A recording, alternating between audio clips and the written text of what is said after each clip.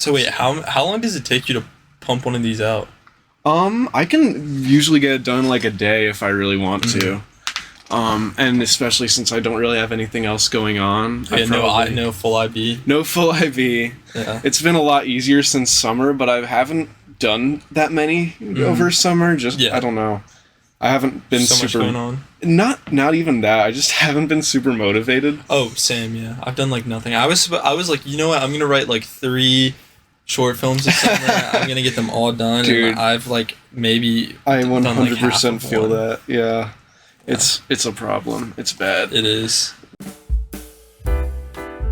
Welcome to Pulp Diction, the podcast where I talk about movies with my friends for an academic obligation.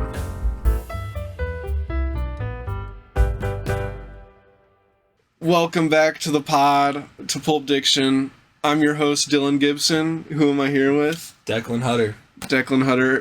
Have you been on, was it just Eyes Without a Face? I was on, Eyes Without a Face, but it was like the Alley Film Club. Yeah, it was all a film club. We were also accompanied by the lovely Owen Castleberry and Abby Stevens. Yes. Would love to have them on again at some point or another. But yeah, just how are you today, Declan? I'm doing amazing, Dylan. You know, you texted me, what was it, yesterday? And you were like... It was like last night. You were like, would you like to talk about Mulholland Drive tomorrow? And I was like, I would absolutely love to talk about Mulholland Drive. Yeah, Dylan. Brought your Criterion Collection Blu-ray. I had to just to flex it. That's badass. It's awesome. It's been 20 of my hard-earned dollars on it. And this is one of your favorite... Well, we're talking about Mulholland Drive. Yeah. And this is one of your favorite movies, right? Yeah, I think it's tied for first for me. With what? Paris, Texas. Yeah. Valid. That's a good one, too. Mm-hmm. I gotta watch it again, though. Yeah. And I also gotta watch Mulholland Drive again. This was my first time watching it. Did you watch it again, or...? I watched it 2 weeks ago, so it's still pretty fresh for me. But that's good. I've seen it 6 times. Yeah, so you wouldn't even have to. Yeah, it's fine. It's such a unique film, obviously, and right. I mean, it's directed by David Lynch, came out, 2001? 2001. And, I mean, this is everything, when you think David Lynch, this is what you think of. Yeah. Because how do you even describe this to someone who doesn't know what Mulholland Drive is? It's hard to really get into the nitty-gritty without spoiling too much, because it's a layered story. Very much so. It's 3 narratives that are all kind of stacked inside of each other, like one of those Russian dolls sort of thing. Right. And did they have one of those? Or? That might have been a different Lynch movie. No, sure. You know what? I was watching Dexter yesterday, so I had one of those of that. Yeah, it is one of those Russian dolls. Just one thing inside of another thing inside of another thing. Right. I saw someone said David Lynch said something about keep your eye on the donut, not the hole. Yeah. And I'm trying to keep that in mind as I'm watching it. You can look at what's right there in front of you, or you can try to keep the whole sort of picture in mind. And I do feel I have to watch it again. I watched the first half of it again between last night. Immediately after I watched it for the first time and this morning, and already I'm sort of formulating a little something, but not entirely. Yeah. But I mean, to get it to a basic, I guess, in a basic sort of way. I mean, you can't. It's so you can read the synopsis the box provides, because that might be blonde Betty Elm. I like how they specifically say she's a blonde. Oh yeah. Yeah, a love story in the city of dreams. Blonde Betty Elms has only just arrived in Hollywood to become a movie star when she meets an enigmatic brunette with amnesia, and they set up on all sorts of hijinks, and also there's another storyline with a director played by Justin Theroux, who's being blackmailed by the mob, basically, to cast an actress in his film. Yeah. So, like Dylan said, it's definitely a very fragmented structure. Mm-hmm. I think it's one of the best, or at least most innovative film structures in a movie I've seen. It doesn't really make sense. You won't see it as a good structure, I guess. Yeah, like it's very non-traditional. It won't make sense until you finish the movie and you think about it, and then you watch the movie again and maybe a few more times, and then you're like, okay. And it's very unique in that way, because like the first time I'm watching it, I'm like, I don't know what's happening. Right. And then the second time I watch it, I'm like, I still am not sure what's happening, but I feel like I'm having more fun watching it the second time. Like thinking about it, where does this piece fit in? Like a jigsaw puzzle, sort of. And there are very few movies that are quite that rewarding on a rewatch. I don't know that I've ever seen any, actually. Oh, for sure. Of like to that degree. Yeah, it's such an easy movie to rewatch. And also it's one of those movies where every scene is just like could be a short film in itself. Yeah, and that's what I love about it, is that each scene almost has its own little plot structure. And I mean, it'll cut to scenes like when it cuts to Winkies, and it's characters you've never seen before and characters you don't see them at all after that. Yeah, because maybe you do. I don't know. It's all like, I mean, it's all very like metaphorical and things like that. But I mean, the level of like subconscious like Lynch had to pull from to just like get some of these like ideas and vibes. He's so good at getting this like very unique feel where it's almost sort of dreamlike. Right. It's this surrealism and absurdity. There's a very good reason why Lynchian. I mean, he has his own adjective named after him. Yeah. And just everything is put together so intentionally and methodically. Not a single moment in this movie feels like it wasn't very precisely calculated, I feel like. Right. I think you said something about it's like very much pure auteurship. Yeah, it's honestly probably one of the most like personal films in a way, where it's like only one person could have made that. Yeah. And that's Lynch. And that's David Lynch. And I mean, God rest his soul. That goes for a lot of his films, but I think Mulholland Drive especially just oozes this sort of style. Totally. That is in some of his movies, but it's sort of this like love letter to Hollywood. And at the same time, like don't ever go to Hollywood. Yeah, a condemnation of it. Yeah. Or at the very least, like, I don't want to say satire. Yeah, it's also hilarious in my opinion. Some of the scenes 100%. Are just so funny. I mean, just before you got here, I saw it was when Adam walks in on his wife. And Billy Ray Cyrus, who's in this movie for some reason. Yeah. It's a hilarious scene. It really is. It's such a unique sense of humor too, that like David Lynch is, he's one of the only people that has that. And I do feel like, I mean, you're wearing a friendship shirt. I almost feel like the sense of humor in that movie is almost David Lynch-esque. It's like just like horrifying just 11, nightmare obviously. Situations. One of my favorite scenes, the scene that makes me laugh the most, is probably the speech given by the cowboy. Yes. Where he's just saying all these vague sort of threats to... Sometimes there's a buggy. Yeah. Now. How many drivers does a buggy have?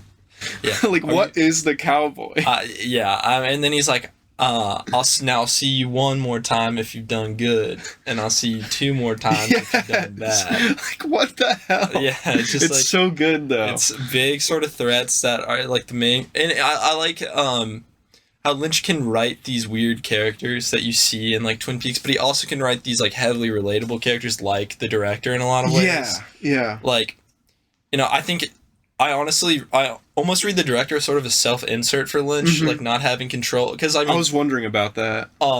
Everything that happened with Dune, not having control of your own movie, and that's a big part of because the mob totally takes that away from him. Not having control over your own story, sort of like the main Betty, the main character does. The death of the artist. I mean, they're wresting creative control from him. Right. And at the end, it doesn't even matter if she actually is a good actress or not, because it's no longer his movie. It's no longer his film. That scene is also hilarious. It's so, oh my gosh. The espresso scene. Napkin. Coffee! Yeah, I love that scene so much. The guy's like tweaking out. He's like, that is the finest espresso we could find. It comes highly recommended. Yeah, it's just, and that's Angelo Badalamenti. who does I definitely butchered the hell out of that name, but he did the soundtrack for like Blue Velvet, Mulholland Drive, really? Twin Peaks. Yeah, That's really interesting. Yeah, long-time collaborator. He also passed away. Not that long That's ago. unfortunate. Yeah. I did read this movie was like originally supposed to be a TV pilot and a spin-off of Twin Peaks. Yeah, so it's supposed to follow Audrey Horne, who's a character in Twin Peaks, and that's supposed to be the brunette, which is, has a few different names, but Rita or Camilla. Rita. Yeah. But yeah, so it was originally supposed to be, it was like a 400-page like thing like this that they turned into a 2-hour-long movie. And it feel like it, and it works. Not once does it ever feel incomplete or like stitched together. Like I just watched Superman 2, the what's his name, Richard Lester version, and that's like 2 movies, like this mishmash Frankenstein's monster. It's kind of a mess. Oh gosh. And this is not like, this doesn't feel like that at all. It's I mean, like we said, it's pure. Right. Only Lynch, man. Yeah. Only Lynch. 100%. And Lynch's, that's his second to last official film that he put out. Inland Empire sort of takes that sort of really non-linear structure a step forward. However, there is no script for Inland Empire. Really? They wrote that with just cue cards and just like stitching stuff together. That's crazy. But it almost accomplishes the same thing. Definitely not as like masterful as Mulholland Drive is. I mean, I just think that's like an auteur at the height of magnum opus. Yeah, for sure. But almost gets there. But I think I really think I don't have any words. Like, it's so hard to talk about without like. I mean, we can get into it. I feel like how long have we been? We've already been at this for 12 minutes. We can get into spoilers. All right, spoilers. And like the thing about spoilers for this movie too is it won't matter. Like, the only thing that would really spoil an experience is like someone's interpretation of events. Because I think everyone should watch it and make their own, like, come to their own conclusions for the first time. Right. And after I watched it, like, one part of me wanted to immediately watch it again and not look up anything else about the movie so I could figure it out for myself. And another part of me immediately wanted to go online and look at all these reviews and theories and analyses, just to see what this is about, because it's so compelling. Yeah. And just all these pieces, I think I said it's like a puzzle. It really is. It's so rewarding. Yeah, he puts all the pieces out there, but you gotta put it together yourself. Not a lot of people, especially in modern Hollywood, have that much faith in their audience. Oh, no. No. And did this movie flop at the box office? No, so I'm not sure how well it did the box office, but this movie was huge, like, critically. Like, it got a ton of praise immediately. I know that the movie before this, Lost Highway, flopped. I think most of Lynch's David films Lynch flopped. has never been a box office director, unfortunately. As much of an art, he's an artist's artist. He's not the common man's. Well, he's not to be like I don't know. He's a studio artist first and a director second, which is one of the most interesting things about him. He's a painter first. So, you can see a lot of that, and like, I won't say disrespect to like the medium. Yeah. But he definitely like doesn't play by the rules that are established. Not at all. Like, he does not adhere to any like common conventions or structures. Or I mean, like you said with Inland Empire, there's no script. There's no script. He just doesn't. It's not that he doesn't care. Well, he doesn't care, but it's not in the way that he thinks he's better than. Oh no! It's that he's trying to push the limits of what you can accomplish with the medium, which I think, is what we should be trying to do as 100%. Like, in the film industry, especially with as stale as it is. Yeah, I mean, film is a unique medium in that it's visual, it's auditory, it's acting, writing, all these things coming together, and a lot of the time these like traditional narratives don't really take advantage of all those things. It's just very straightforward and whatever, which is fine, but it's not special. Right. I think, that's definitely an interesting point. I agree. I think, film is definitely the medium that sort of encompasses all other mediums. There's, writing, art, poetry, like everything goes into film, honestly. And yeah, like you can literally do anything with a film is the beauty of it, and not many people do, because that's not what sells, unfortunately. Yeah. Not everyone. I mean, like, the thing is with Lynch is that he spent his entire career kind of being that guy. Yeah. So he sort of already had that audience built up, but no one wants to go see like an 18-year-old like self-indulgent, like artsy, like Yeah. And it's a very like fine line between like self-indulgent, pretentious, whatever, right, and genuine artistry. Yeah. And Lynch, I feel, is like very firmly on the side of not pretentious. Oh yeah, I feel like he's very unpretentious in the way that he doesn't try to explain his movies. Yeah. Which I think is the best way to go about it, because it's what you get from it that matters, not necessarily like what you understand about it. Right. I mean, you don't need to understand everything. And especially with Mulholland Drive, there are certain times where I think he does try to sort of throw you for a loop to try to be like, you're not supposed to understand all of this the first watch. It's very deliberately confusing in parts. Yeah. And again, that's another thing that can be like, it doesn't always work, but he makes it work. He makes it work. Yeah, I think, especially during the beginning of the movie where they're sort of setting up all of these, it seems like all of these kind of... It seems random, but it's not. It almost seems like Magnolia, where you're introduced to all these like characters. Yeah. Except none of them are tied up. Right. Like none of it really comes back together. Get the connection until like the end. Even then. It's a sprawling ensemble epic with like no connections between like any of the characters except for like the four like main, like the Justin Theroux, who plays Adam Kesher, and then Camilla, and then Betty and Rita. Yeah, Rita. Right.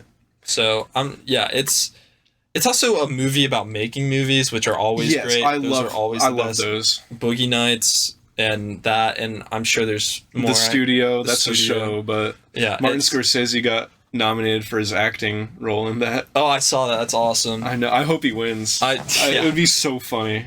Yeah. No, the great thing, or the interesting thing, I guess I should say, is that it's like, we often see like the product of Hollywood, but we don't often see like sort of like the meat that gets grinded up. And this movie is definitely about the meat that gets grinded up a little bit. Like, and the grinder. Yeah. It's definitely, like we said, a love letter, but it's also sort of a cautionary tale of like the naivety that people have going to Hollywood, and how Betty is this very idealistic person who's sort of, her dreams are sort of crushed, I guess. Right. Because I mean, I'm still like thinking about it. It's hard to talk about. Yeah. It's an abstraction of an abstraction. It's like this weird sort of like pseudo movie at the beginning where the acting is really bad on purpose. Yeah, I noticed that. Yeah, like I remember I showed sort of wooden. I showed Caroline that, and I was like, she was like, why is the acting, like, is it supposed to be bad? And I was like, yeah, it's like, yes. And then by the end of it, I'm like, why didn't Naomi Watts win an Oscar for this? Exactly. It's insane. It's some of the best acting ever. I was what was some of the dialogue? Like, it was so nice to meet you. Won't that be the day? Well, this is where I say goodbye. Yeah. I love some of the lines, and like the thing about David Lynch is like not all of his dialogue is written like how people actually talk. Oh no, yeah. Like the cowboy scene, like we were talking about, but it's I don't know, it's just off-putting in this very deliberate sort of way. Yeah. I love some of the line deliveries as well. Another one just before you showed up was Justin Theroux talking about the cowboy on he wants me to go meet the cowboy. Yeah. I like when they're in the boardroom and they're discussing who's going to be the actress in his movie, and he's like, "What's the photo for?" Yes, Justin Theroux is so good in this movie. I'm trying to think if I've seen him in. I've seen him in this and American Psycho. He's in Inland Empire as well. Is he? Yeah. Lynch really likes to work with like the same. He does, yeah. Laura Dern, Naomi Watts, Kyle MacLachlan. Yeah. Which Kyle MacLachlan was supposed to be in this. I'm pretty sure he was supposed to be the cowboy, but the guy who plays the cowboy is like a longtime producer for Lynch, Monty. And he had to have cue cards, right? Yeah. Because he didn't remember anything. Because he's not an actor, right. So Which I think made it work. Like, it works for the movie. It's just so awkward, that interaction. And a lot of the dialogue is really clunky and awkward. But it's also so compelling. Yeah. And well, it's that sort of like dream logic of like if it progresses the story, it's fine. You know what I mean? Yeah. Like, I don't know. There are a lot of different like ways to write dialogue. You can go realistic, obviously. You can go like Lynch, where it's like dreamlike. Right. There's Tarantino dialogue that's very like pop, like, stylistic, pulpy. Yeah.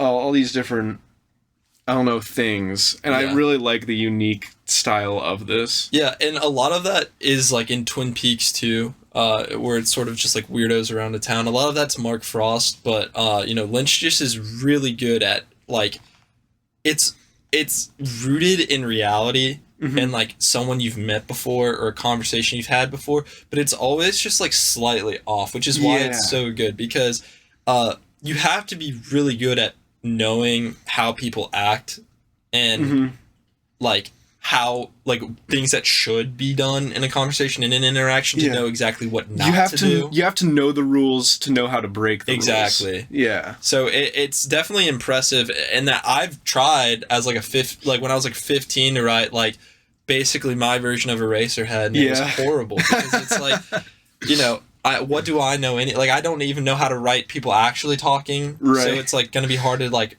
break those rules. It just comes across so clunky. And as a filmmaker yourself, you have taken like a lot of inspiration from Lynch. Oh yeah, right? for like, sure. Yeah. In one of yours, you had your own little cowboy, right, Drew? We did. Yeah, we did have a cowboy, because it's just so fun to have a cowboy in a movie that doesn't need a cowboy. Of course. And he's like, there doesn't need to be a cowboy. He's out of place. He's out of time. Yeah. He's just this sort of relic from, the old Hollywood. Yeah. And it's so weird. What does he mean? What does it mean? Like the cowboy? The cowboy. Yeah, I'm not sure. I think, it's definitely representative of sort of going back to Lynch's experience with like having sort of the control of your film taken from you, which is like any director's like biggest nightmare. Right. And I just love how he uses that within the conventions of Hollywood, because it is... Mulholland Drive is a story that could pretty much only happen in LA, in Hollywood. 100%. It's built upon that whole subculture of Holly Weird, which I'm really into as just like a fan of Lynch, but also just like someone who's going to be living in LA. I've been researching a lot of like, sort of like the weird things that go on, like like Helter Skelter Manson cults. It's like, LA is just an odd place. There's nowhere else like it. And I think, Lynch's sort of LA trilogy from Lost Highway, Mulholland Drive, and Inland Empire really does that justice of, capitalizing on that sort of almost dystopian, weird, like post-capitalism place that is control Hollywood. Can be so easily wrestled away from you. People get murdered in a car. Well, they almost get murdered in a car. Yeah. The hitman scene too, like it's just like he really paints it as this like gritty place that like contradicts Betty's like idealistic like doing this with like palm trees crossfading and stuff, and it cuts to like the man behind Winkies and things like that. Oh my gosh, yeah, one of my favorite scenes of all time. This has, I think, what are quickly going to become a lot of my favorite scenes of all time. It's a scene movie. It's one of those movies. You mentioned the hitman scene. Yeah. Another hilarious one. Where scene. he tries to kill the one guy. Yeah. And then it escalates into having to kill 3 people. Yeah. And the hitman himself as well is Paul in Dexter, which I've been watching. So I thought that was funny. He's also the guy who says, "Where's the money, Lebowski?" Is he? Big Lebowski. Yeah. Oh, that's awesome. Yeah. Oh man. But yeah, the Winkies. Yeah. Let's talk about the Winkies scene. The Winky scene is insane. The Winky scene it's like ranked as one of the scariest scenes of all time, and I can completely understand why. It's this sense of dread. Oh yeah. That like the camera's floating. It's not a stationary camera. The shots are framed so like it's like an alien is shooting an interview. Yeah. The shots are so weird. It's like 99% the back of the other guy's head, and like his face is just a sliver. Right. It floats around all weird, and it's really just like he describes his dream, and then the dream happens right in front of us. Lynch tells us exactly what he's gonna do, and then he does it, and we're still scared. And I don't understand how he got sense of dread that like inevitability, and you can't prevent it from happening. And that's kind of a theme throughout the movie. I almost feel. No control over. No control. Destiny. Yeah, like predestination. Yeah, and I mean, this has been called the end of the scene has often been called like the most effective jump scare in film history. Because what is up with the alley guy, bro? So I'm pretty sure there's a man behind this place. I'm pretty sure that's Betty's like brain's way of cope. That's the director. I think that's supposed to be. Or I used to read that as that was Betty's view as the director because of what's revealed at the end, where sort of the reality where he's sort of this antagonistic character who's sort of taken her lover from her. But I don't think that's necessarily true anymore, because we already see Betty's version of the director getting cucked by Billy Ray Cyrus, right? Which is kind of like the worst fate any man can have. So but I definitely I think it has a lot to do with vanity in Hollywood, and sort of maybe her like self-image of herself, or the ugly truth the behind monster behind the reality. And he said that one bit it's still sticking out to me is he's doing it. What is he doing? He's the one who's doing it. Yeah, he's the one who's doing it. What is it? What is it? It that he's doing? I'm not sure. It's also that actor did such a great. I've seen I know he's in Twin Peaks: The Return. I've never seen him in anything else though. I think he was in Mad Men. I got you, but he's so great in that scene. Yeah, I wish he was in more. I don't know. I wonder what happened to him. It's ridiculous. Also, another funny, with the detectives after the car crash, that's another common theme that was in Lost Highway as well. Well, also in Twin Peaks, but sort of just like the police like not helping at all. Yeah. And just being kind of idiots. Robert Forster gets he gets a name in the credits. Yeah. So I'm like, oh, is he gonna have like a role in this movie? He gets the one scene. Yeah, he gets like one scene where he's like just saying what happened. He's like, oh, it must have been a car crash. Yeah, and he just looks at like the lights of LA. It's a great shot. It is a great shot. And he's next to the diner guy from Parks and Rec. JJ, yeah. Who I think is in something else Lynch did. Really? I can't remember what. I feel like he's in The Straight Story. Oh, nice. Which is an interesting... It's so funny seeing Walt Disney presents a film by David Lynch. Really? I didn't know that was Disney. Yeah. That's funny. I do need to watch more Lynch. I'm very late to hop on the David Lynch train. Yeah. I never want to get off at this point. It's so good. You gotta watch Twin Peaks. I know. My dad bought the series. I just need to... I need to watch it. Yeah, you need to lock in. Dude, I'll do a Twin Peaks episode with you afterwards. That'd be sick. Mulholland Drive is definitely my favorite Lynch movie, but Twin Peaks is just its own thing. It's amazing, and the movie is great too. The Fire Walk with Me. Is that between seasons 1 and 2? Or? So it goes season 1, technically it's before everything, but you watch it after season 2, right? And then you watch season 3. But season 3 is kind of its own thing. But that was like a lot later. Yeah, right? That was a lot later. It was like 25 years later, which is a big thing in the show. It came out in 2017. That was the last thing Lynch like officially directed, I think, which sort of stinks. But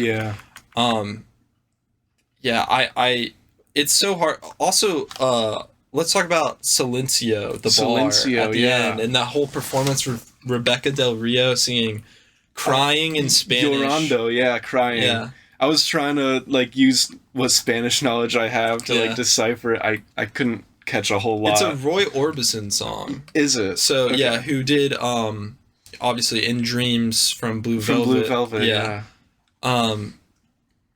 But I think, I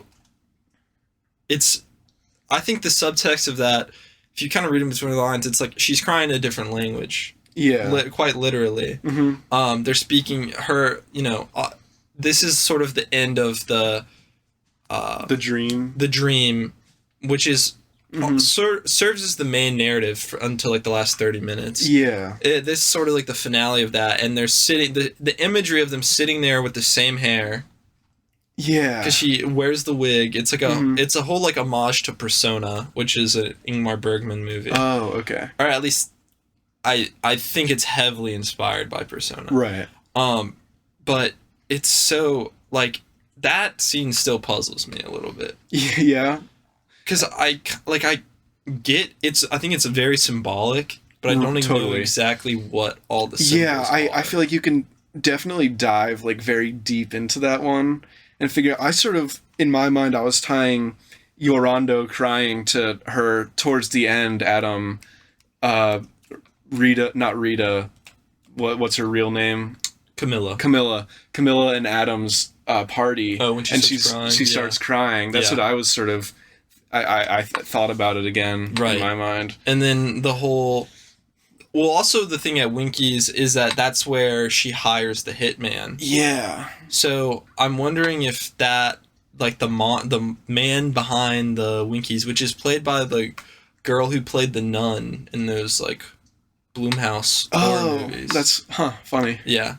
I have to wonder if that is like, sort of the human form of her guilt or her sort of regret. Because most of the movie is a dream, right?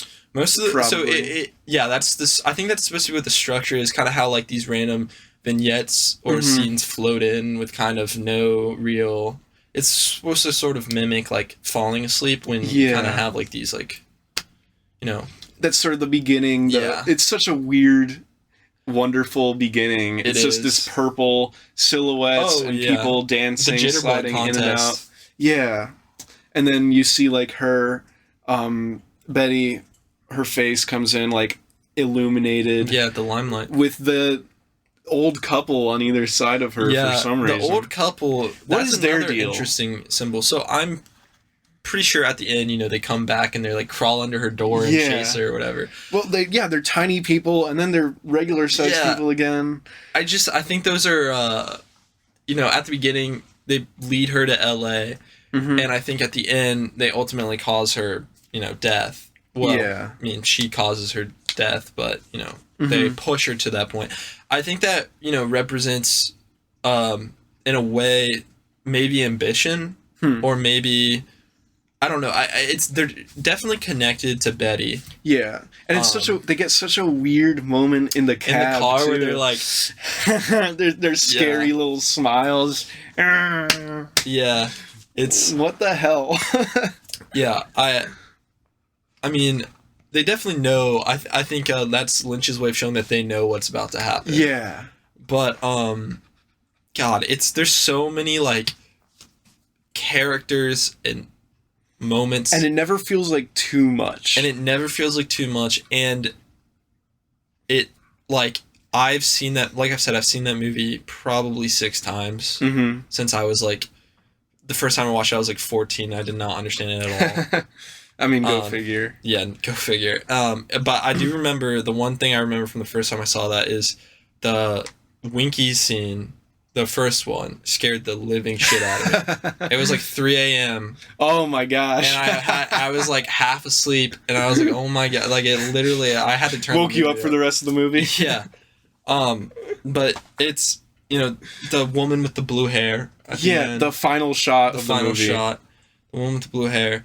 There's that. There's, there's so many things with the people at I've seen videos of him breaking down every single person who's at the dinner at the end at Adam's house, because you do see the cowboy 2 more times. Yeah. Which is awesome because he opens the door, obviously. and he's like, "Time to wake up, pretty girl," or whatever he says. Oh yeah, yeah. And then you see him walk through the party. So I guess whoever he did bad, you know what I mean? Because he showed up twice again, which is super cool detail. Maybe we did bad. Maybe we did bad, the audience, yeah. Yeah, I feel like there is a level of like fourth wall breaking in the movie. I don't know why, but like it definitely knows it's a movie, if that makes sense, without it ever acknowledging it. Like maybe it's because of the dream logic, but I don't know. It's like this weird like I almost want to watch. I mean, maybe next time I watch it, because I am gonna watch it again, I'll look at it like from that perspective of like that metatextual sort of perspective. Yeah, because there are definitely times where he's talking to the audience or like cluing the audience in on like, hey, you think you know it, but you don't. Yeah, that sort of thing. And like I think the ultimate conclusion you can come to about this movie is like, no matter how much you think you know, you don't know all of it. You don't have the whole picture, and I think that's awesome. Right, and it's such a good like meditation on like love and pursuing your dreams, but also like facing the reality of pursuing your dreams. Yeah. Which is awesome, and it's also really interesting to see Lynch, talking about Hollywood with all like in a classic sense. There's references to like classic Hollywood, the cowboy, the studios, the auditions, things like that. But sort of embracing the idea of like new Hollywood as well, which you see with like, Adam Kesher trying to work a very young director, working on big stories, and sort of the studios taking advantage of that.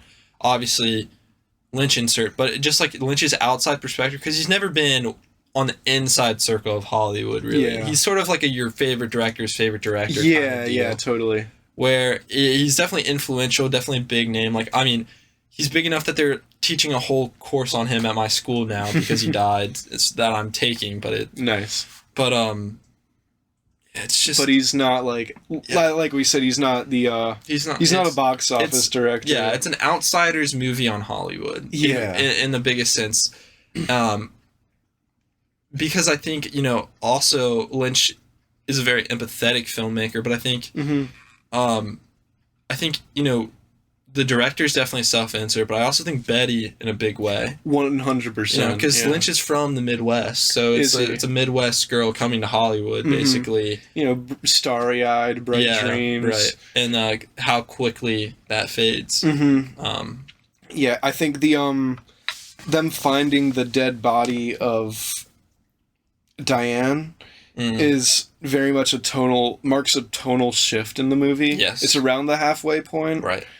And that's sort of the beginning of the end.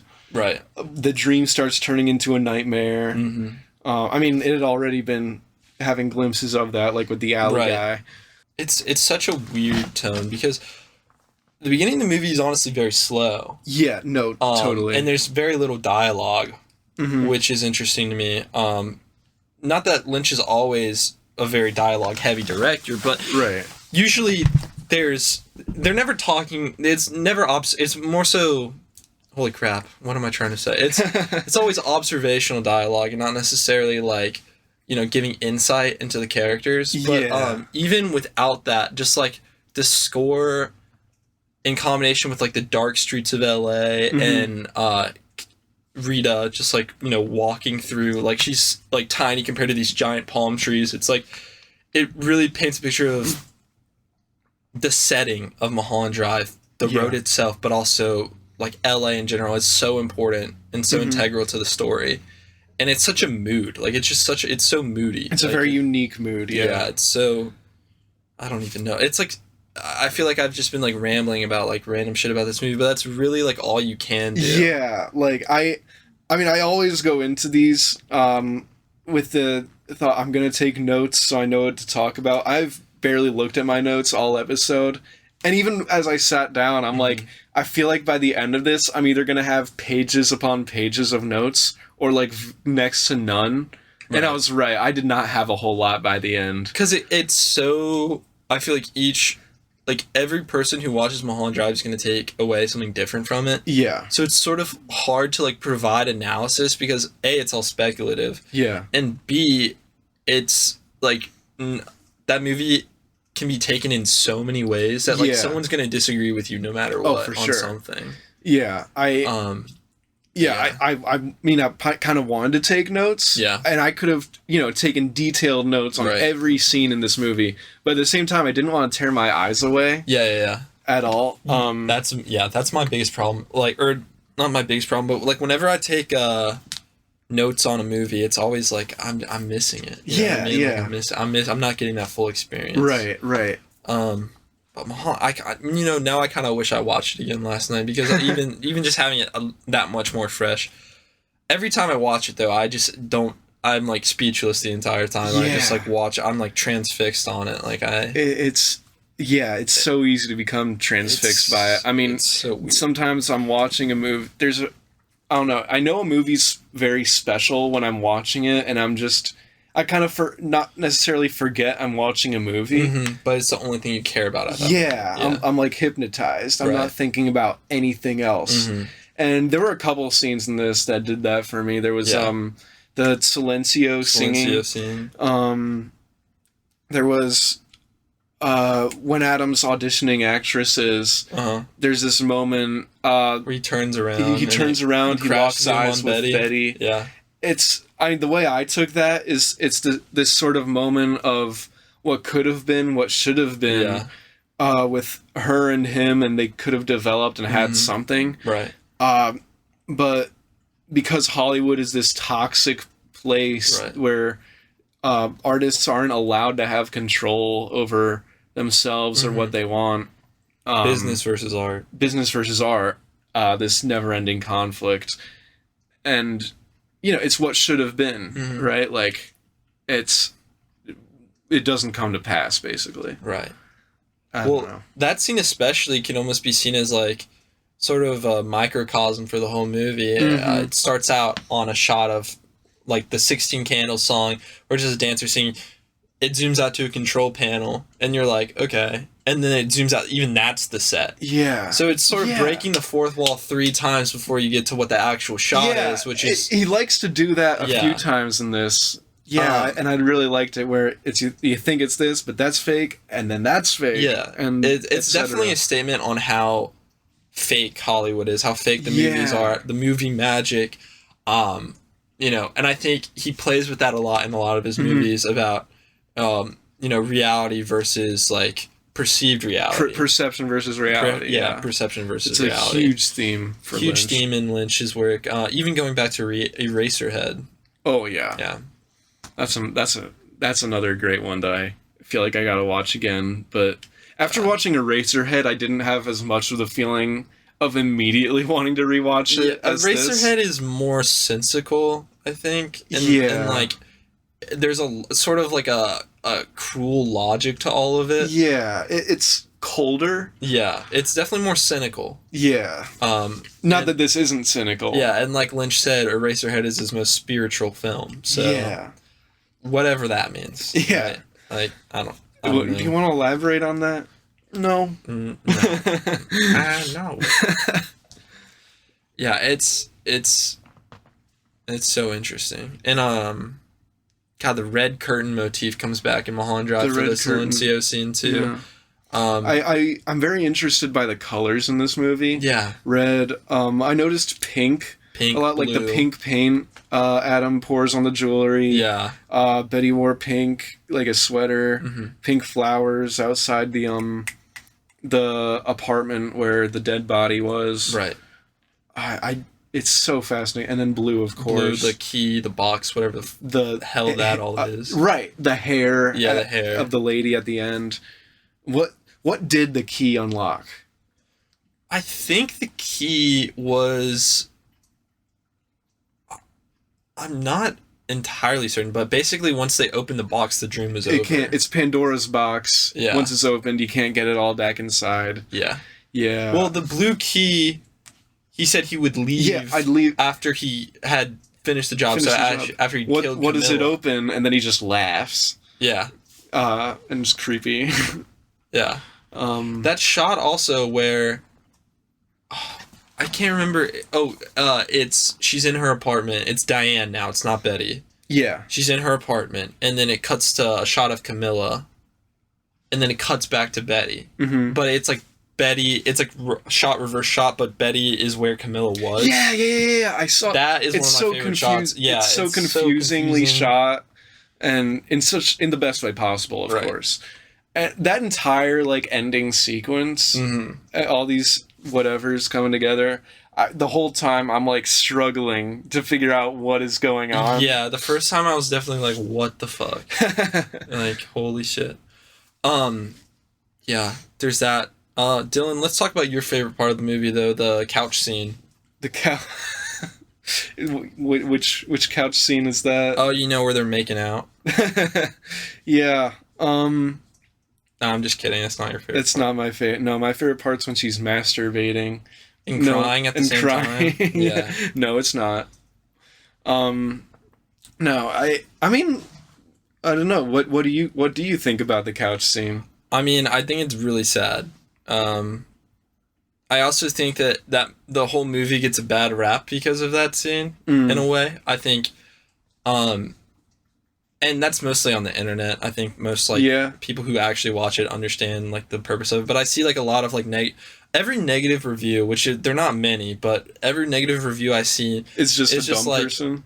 Not to be like, I'm smarter for liking this movie. It's just like, the last scene, it's male gaze. Like the last scene was so like unnecessary. I feel like, I mean, there is a lot of like female nudity. Not even a lot of female. I mean, just like the last like 30 minutes. There's like two scenes. There's a lot of like very sensual depictions of the female body. Yeah, but it doesn't once feel exploitative or gratuitous. Yeah. I don't know. I just think I don't know. I think it's so easy to like write off something. Mm-hmm. Yeah. I don't really have much to say about the ending. It's there. It's like it doesn't make the movie worse. I think it's just like a part of the story. Yeah. You know what I mean? It's her coping with the fact that she like, essentially killed the person she was in love with. Yeah, definitely. Sure. What do you think of? What's up with the blue-haired lady at the end? I have no idea. I genuinely don't know. I think Silencio. Yeah, I mean, it's obviously there's blue, which ties back to sort of, I think that's blue is reality in a sense. Okay. Throughout the movie.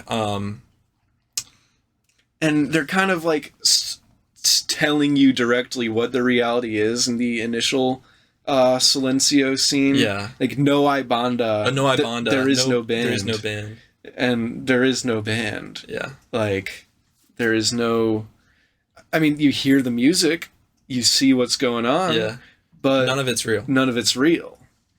Yeah. It's such a great inclusion. I just thought... I don't understand how Lynch was able to, like... I mean, I guess... They wrote the TV show, so he was able to pull bits and pieces from that. But the genius of what he gives and the amount you get from it is insane. He really is a genius. Yeah, he gives you very little to work with, but I feel like you take so much from it. Totally. I mean, there's so much to digest here. It's a very fully well cooked 10-course meal of a film. It's one of those movies where I have to take a break from watching movies for a little bit each time I watch it, because I'm just like, holy crap. It stresses me out. It's like, how do you just like, there's so many moving pieces, there's so many... It's stressful, it's moody, it's moving, it's emotional, all these things at the same time. And I mean, even genre-wise, like, what, you can't categorize this because it's a thriller, it's a romance, it's horror, mystery, crime, western. It's insane. There's a reason why it's like number 2 on like the like BFI's like top 100 movies of the... Yeah, I mean, it's been said this is the best movie of the 21st century. Yeah, and I think That's not ridiculous. Yeah, that's not at ridiculous. all. I mean, every year I make a letterboxd list that's just I do my best to rank everything I've watched for the first time. Oh, you've seen it for the first time. Yeah, and right now Mulholland Drive's at the top of the list. Number 2 is Blue Velvet. Yeah. Number 3 is Superman. Blue Velvet's ridiculous too. It's another great movie. That's a lot more easier to follow. I think if you're gonna get into Lynch, that's the best one to start Blue with. Velvet is a very good jumping off point. I think that's the first Lynch I saw. Mm-hmm. That or I think it was that. I think it was the third because I think my first was Dune. Dune? Oh gosh. And then Eraserhead. Dune's not even that bad. It's not. It's really not. I know he didn't like it because of all the studio interference. He didn't have Final Cut, which is ridiculous. Yeah, and then I think that was what motivated him to never do anything without Final Cut again. Yeah. But no, I like Dune. I actually think his Dune was a better introduction into the world than Villeneuve's first Dune movie. Mm-hmm. Just because, I don't know, maybe it's easier to follow, a better introduction to the world and the characters, sort of. It has so much more, life to it. Yeah, not that I don't love Villeneuve's Dune. I've only seen the first Dune. I have not seen Dune 2, but I have seen Lynch's Dune. And also Sting's in that, and he's not in the new one. Of course. So that's another point up. Yeah. No, it's so interesting when you follow Lynch's career, the sort of ideas he takes with him. Yeah. Because he's honestly kind of making the same movie over and over again. Mm-hmm.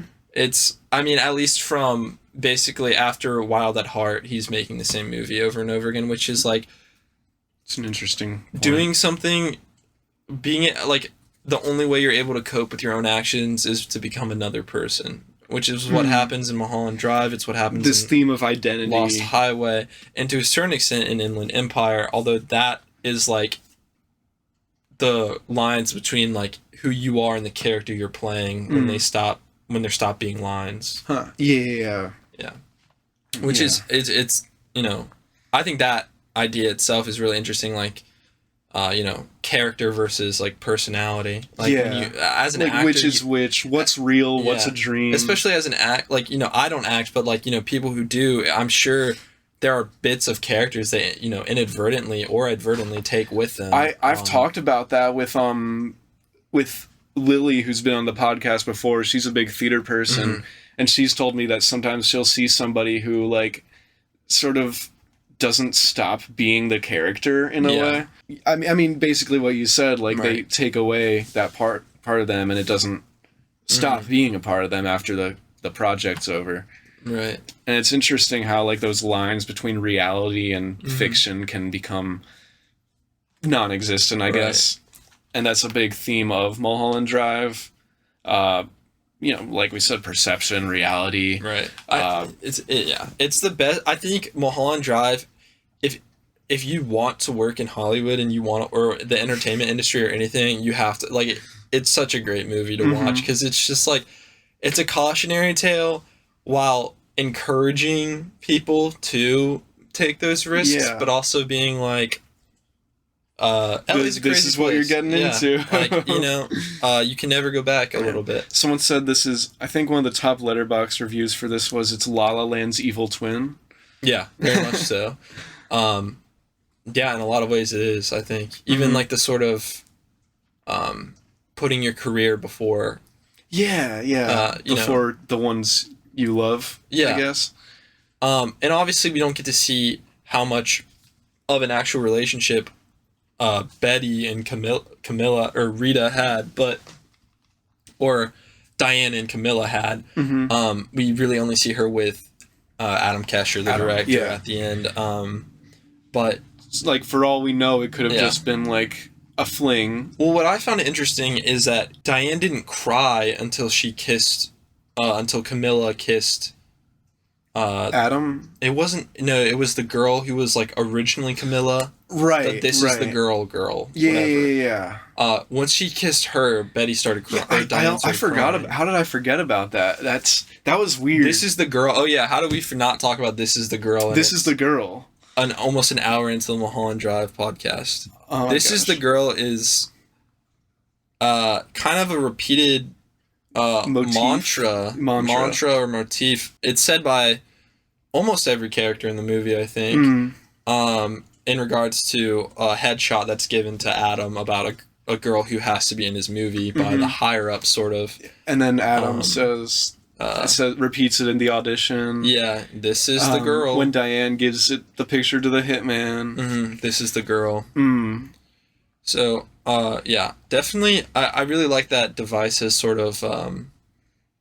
It's kind of applicable to all the, like, it's kind of used for all the women in the story, but it's sort of their John Travolta Pulp Fiction, tying everything together. Yeah, I feel like in a lot of ways there are a lot of similarities to Pulp Fiction. The non-linearity of the non-linearity, and that it's just like an LA story. Yeah, totally. They both have that sort of like love for LA, but also kind of disdain at the same time. And I think, well, obviously Tarantino does it differently as he's born and raised in LA than Lynch does, where it's more of like nightmarish and nightmare, like, you know, the half night. The way that it looks out, like that scene of the guy walking to the back of Winky's is like just like the tension of like how slow it is. They show like 4 different angles of him walking the same like 5 feet. It's so uneasy. Like he's watching the entrance sign, it's that way. He's going the opposite direction. Just this off-putting. It kind of like holds onto like the phone booth for a second, which phones are also another kind of motif throughout the movie. Like this is what does that mean? Like he can't communicate. He's missing his chance to call for help. I don't know. Yeah. I'm not sure. Well, I think that what I took that as is like that's what like it's the same sequence of events as his dreams. So he's like, as he's walking, he's like sees the telephone booth that he saw in his dream. Yeah. And so he's like, oh my God. And then he's getting closer and closer. And it's such a... O and I tried to go to that location when we were in LA. Oh, yeah. But it's the Winkies got like torn down. Aww. Well, it wasn't Winkies, it was a Denny's, I think. But it got torn down, and now it's just like a parking lot. But you can still go to like the wall where like the bum pops out behind. Which is pretty cool. Awesome. Yeah, it's pretty sick. But going to LA, do the Mulholland Drive tour. Mulholland Drive challenge. Yeah.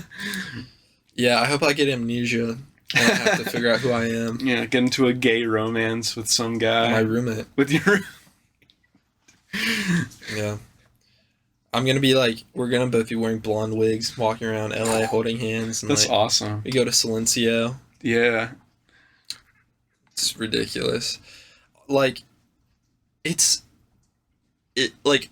I feel like it's so hard to talk about this movie. Like, it's really so hard to talk about. At the same time, we've been talking about it almost an hour now. Well, you have to talk about it in terms of, like, ideas and themes versus, like, you can't really, like... You can't talk about what happens. Yeah. Like, a lot of the time, I've, like, for an episode, I've just gone through the Wikipedia summary and, like, broken down, like, the scenes, what we liked. And you can't do that. You can't explain it without sounding crazy. No. Because it like jumps back and forth between so many things in a masterful way that doesn't like throw you off completely. The movie is a little bit like going insane. Oh, it's 100%. Losing your grip on reality. That's literally what Inland Empire is too, which is awesome. It's like this, just Laura Dern going insane for 3 hours. But that's awesome. Yeah, it's sick. But yeah, Naomi Watts, amazing performance. It's so good. Amazing performances all around. Across every the board. single person. The only thing I like don't love about that movie is like the random like neighbor psychic. I thought that was a little stupid. Like that's just my one like thing I don't absolutely love about this movie is the neighbor psychic scenes where it's just like the like crazy lady that bangs on the door with like the long. Someone's in trouble. She's wearing like a shroud. Yeah. It's like, what are you? I don't know. My name's Betty. No, it isn't. Yeah. Well, that's So yeah, that's odd. It's all. And okay, we haven't talked about the small man in the room. The small Mr. Roke. Yeah, I wanted to ask Roke about that. Sitting in the chair. What the hell is Mr. Roke's deal? Okay, so I think they're all supposed to be like studio execs, but they're all just sort of like, Men in Black, almost like weird, just like powerful, nameless men. They can never talk to him directly. He has to go through this speaker on the glass door or wall or whatever it is. They're like, and he says like two words. Like, yes. Then yes. He talks. Yeah, they're like, do you want to continue with the film? And he's like, he just stares. Yeah. And then he's like, yes, dude. He's the guy from Twin Peaks, the small guy who like in the red he wears like all red and he like dances around. Oh, that's awesome. Yeah. But dude, those scenes are so like it's so strange. So menacing. And it's menacing. So menacing. Yeah. That it's like we see Adam's bosses, and then we see his boss's bosses, and then we see his boss's bosses. And we see the power that they have, like, they canceled your credit card. Yeah. And I pay you cash, Cookie. Yeah.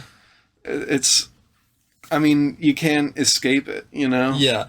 And somehow the cowboys on top, like, the peak of this vestige of old Hollywood. Yeah. Like, and maybe it is, like, old Hollywood, they're clinging on to their old ideas and what used to be Hollywood when instead of like letting new directors, young directors do what they want to do. Yeah, it's so interesting. And I think it has to do a lot more with like sort of like the inner politics of LA than a lot of people think. Totally. Yeah. The sort of like almost Kafka-esque like just like nightmare of like having this like brainchild basically and just having like all of like the power of getting this thing that's like your thing taken away from you. It's horrible. It's the worst thing that can happen to an artist. Yeah literally. And it's happened to Lynch, and it happens in Hollywood every day. And that's a nightmare in itself. Like that could be a movie in and of itself, but of course with Lynch, that's like one of 10 things that's happening. Yeah. That's another thing with Lynch is like one like thought in his movie, or like one like little vignette or like idea could have been a whole movie. For any other director, it might have just been like the whole plot. That's just like a conversation. In one of these movies, it's just so like large. Like I don't know how to explain it. Like Mulholland Drive feels like so like just big, like grandiose. Like, it's definitely like if Art Pop were a film, I think it'd be like Mulholland Drive, and that it's like very self-aware. Yeah. I don't know. I feel like I'm saying the same things over and over again. I mean, kind of. Maybe the movie's saying the same things over and over again in a way. One thing I thought was, so apparently in like the DVD release, I don't know if it's in the Blu-ray too, but there's like Lynch's 10 clues to understanding Mulholland Drive. It's number 1, pay particular attention in the beginning of the film. At least 2 clues are revealed before the credits. I assume that's like the dancing scene. Number 2 is notice appearances of the red lampshade. And I think was that in Mr. Roke's room, or so the red lampshade is in Betty's room, and at the beginning of the jitterbug contest, there's a phone call ringing, and we see the phone in Diane's room, where the red lampshade is just ringing, and that's eventually what wakes her up. So, okay. Oh, what I did notice, like towards the beginning, you see it's almost like a POV shot going into a pillow. Yeah. Or something, like he's going to sleep. Yeah. So I think that's one of the clues too. Yeah, totally. Number 3, can you hear the title of the film that Adam Kesher is auditioning actresses for, and is it mentioned again? Yeah, it is. It's the Something Story. Yeah, and it's mentioned again at the end. It's what I keep forgetting her fucking name. Camilla and not Betty, Diane both auditioned for, and Camilla got the part.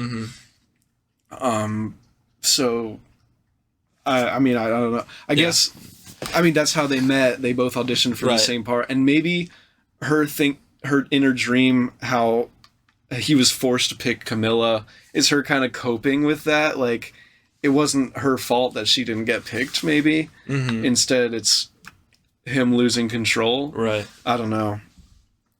An accident is a terrible event. Notice the location of the accident. Mulholland Drive. Mulholland Drive. But it's also like, right. Oh, also that scene where he like turns around, and then the first version he has the gun. Yeah, it's a and very... the second version he's just like turns it's around. It's a fascinating parallel. Yeah, it's the same exact shot basically. But it's like just, I guess, like up the hill. And they is take Adam's a shortcut house. to Adam's house. Right. But also she's holding hands with Camilla. Right. As they're going there. It's an interesting shot. It is. Number 5, who gives a key and why? It's the hitman, right? The hitman, but also the bum ends up having the key at the end with the box. Oh, I didn't... He like, it's like holding it at the end. I don't know. Yeah. 6, notice the robe, the ashtray, the coffee cup. I don't know. Number 7, what is felt, realized, and gathered at the Club Silencio?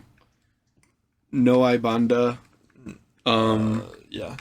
That she's running out of time, basically. In this, like, dream world. You can't stay in the dream forever. Yeah, you gotta wake up eventually. Forever. And, like, also, you can't, like, project yourself onto your partner, like that wig. Yeah. You know what I mean? Trying to, like, make herself... more... Yeah, I don't...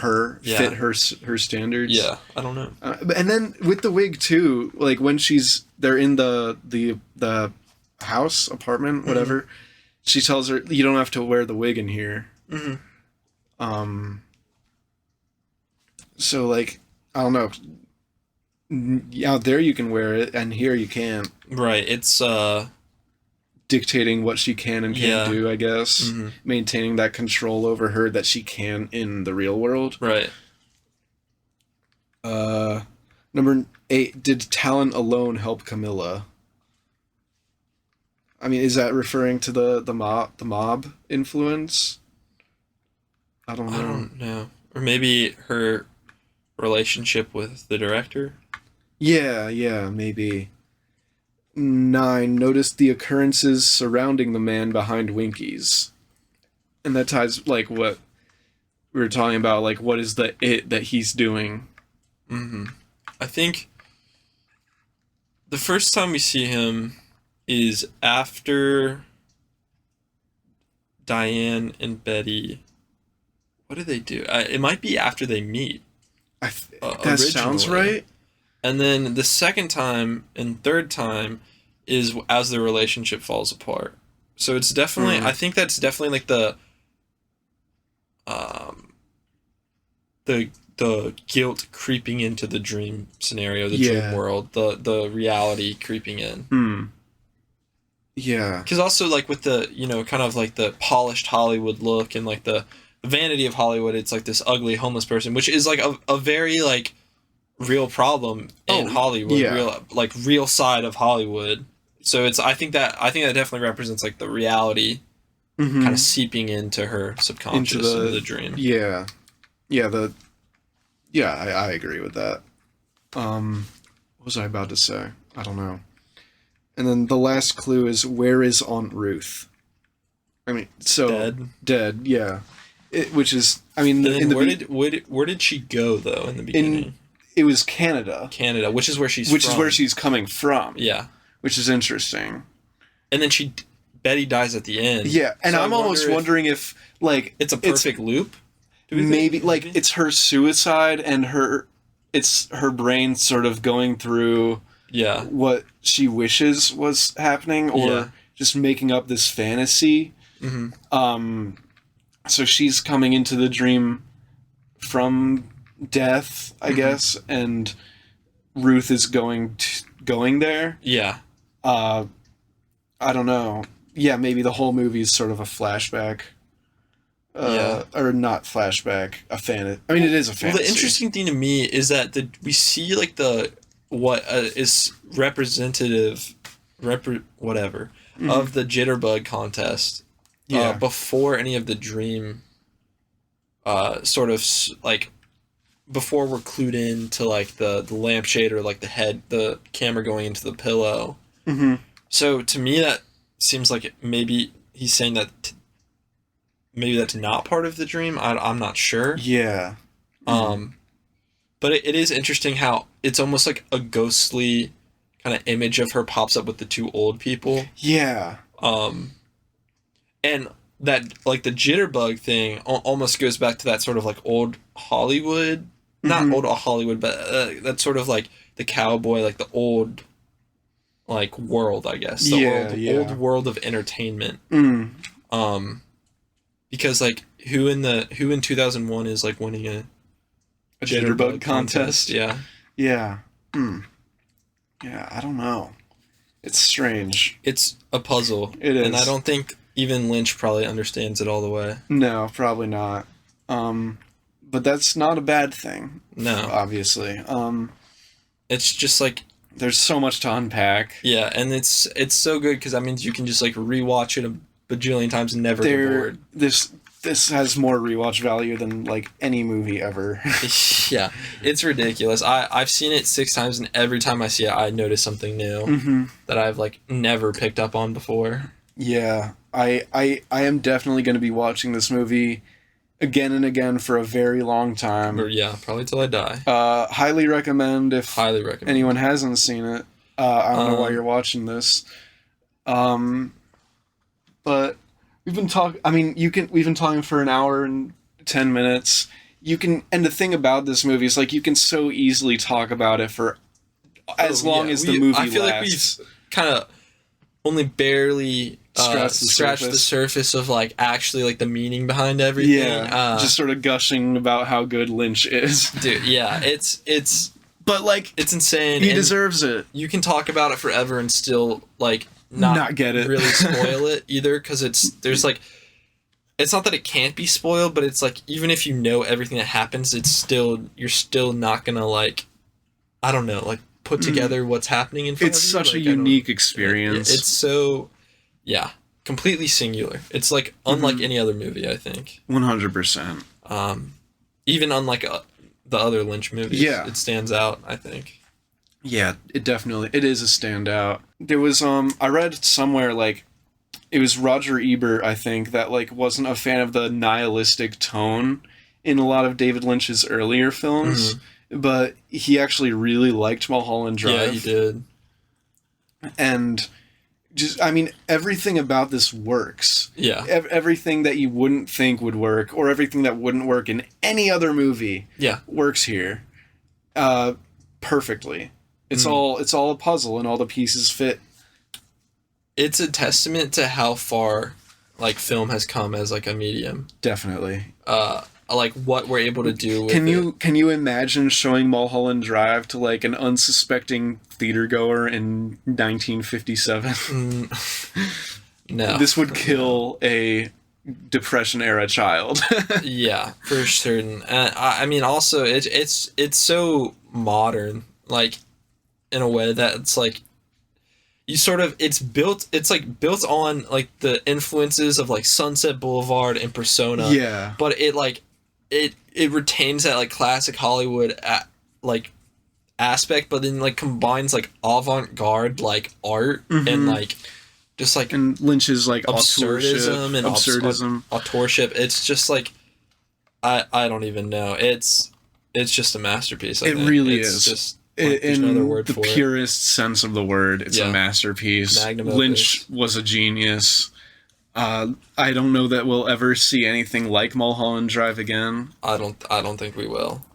Like, even, like, don't get me wrong, like, Lynch has some other amazing movies, but, like, nothing else is Mulholland Drive. It's just its own thing. It's totally. Like, yeah. And I mean, yeah, we can probably wrap this up. I don't know if you have anything you really wanted to get out. I think we got pretty much all of it. We got all the big hit most of the major points on the head. Right. But yep, thank you for coming on the pod, Declan. Of course, thank you for having me. It was a pleasure. Glad to be here. Thank you for listening and or watching. Yes. To Pulp Diction. We're on YouTube, we're on Spotify, we're finally on Apple. Let's go. Just like and subscribe, follow, rate 5 stars, whatever. Give us a follow on Instagram. And tune into the next episode. I'm talking about Superman. Great new movie. One. It's so good. I was surprised you liked it, honestly. Yeah, it was a lot of fun. It was a lot of fun. It was a fun movie. I'm not always evil. I'm not always evil. Yeah, I liked it more than Landon and Drew did, which I found surprising too. That was what really surprised me. Yeah. They didn't seem like super into it. Yeah, well, they're just not Supermen, I guess. I guess. Yeah, they're not Superman. Yeah. They're not. It's not terrific. Not super. Yeah, I can say this because he's not going to watch this up. I don't even know if I'm going to post this by tomorrow. But tomorrow I'm gonna wear the bald cap, and I bought a black button-up shirt. Oh heck yeah! I'm gonna be Lex Luthor, biggest hater ever. Yes, yeah. Tucker's gonna wear my Superman shirt. That's so sick. It's gonna be fun. You guys just have to argue the whole time. 1A, yeah. 1A, 1A. Dude, yeah, it was a ton of fun. Definitely good. I think it's not like film-wise, it's good, but it's also just like a great comic book movie. Great, like if I was a kid, I would have loved this. Oh, like, so much. Totally. It is a great movie. So yeah, definitely watch the Pulp Diction on it. Watch the Pulp Diction on Superman, please, and watch Superman. And watch Superman. Go support James Gunn. Please, it's a good DCU. Like, I have a lot of hope for him. Like yeah, and then Supergirl got announced. Right? Supergirl did get announced. Jason Momoa will be Lobo. That's sick. He's a fun character. Lobo's cool. Yeah, Injustice. Yeah. And, again, thank you for listening. Yeah, and also watch Mulholland Drive. Watch Mulholland Drive. Do you have anything you want to plug? Not really. Not, but subscribe to Declan Hutter on YouTube. Oh, yeah. He sometimes makes films. I sometimes make films. I'm in one or two, just to... He's the star of the show. Don't even try. I'm in pushing He's my muse. He's in Sleepyhead too. Sleepyhead, yeah. I was the dad guy. Yeah. The bad dad. The bad dad. Yeah, there's a lot of Lynch in Sleepyhead. There is a lot of Lynch in Sleepyhead. Pushing it, not so much. But, not so much. But yeah. Yeah. Awesome. All right. Alrighty.